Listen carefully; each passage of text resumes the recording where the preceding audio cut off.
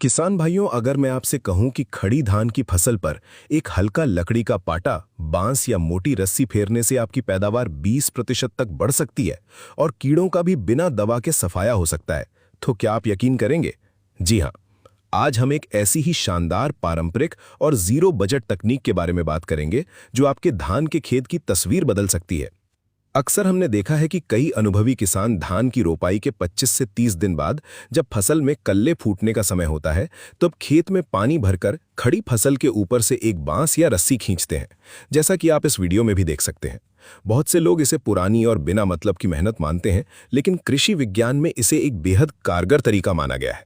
आइए जानते हैं कल्ले बनते समय धान में पाटा या बांस चलाने के क्या-क्या चमत्कारी फायदे हैं।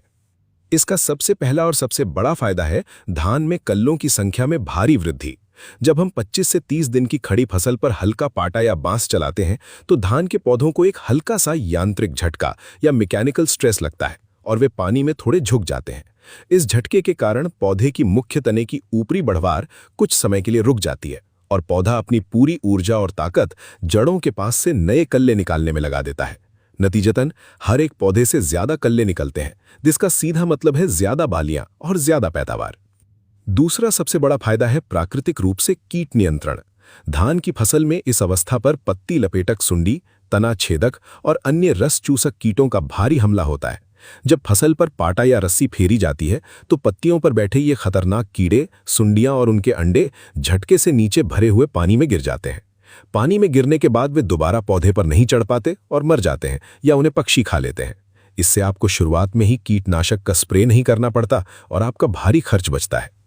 तीसरा महत्वपूर्ण फायदा है फसल की मजबूती। पाटा चलाने से पौधों की जड़ें मिट्टी को और अधिक गहराई से और मजबूती से जकड़ लेती हैं। हल्का सा झुकने के बाद जब पौधा वापस सीधा खड़ा होता है, तो उसका तना पहले से ज्यादा मोटा और सख्त हो जाता है।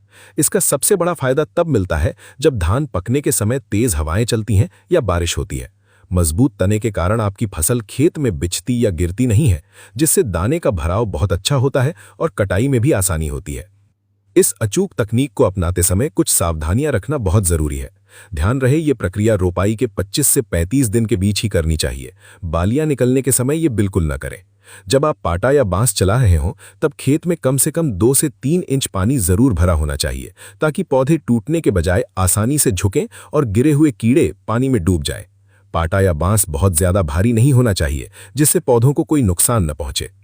तो किसान भाइयों, बाजार की महंगी दवाइयों और खादों पर खर्च करने से पहले इस पारंपरिक और जीरो बजट तकनीक को अपने खेत में जरूर आजमाएं। अगर आपको ये देसी और वैज्ञानिक तरीका पसंद आया हो, तो इस वीडियो को लाइक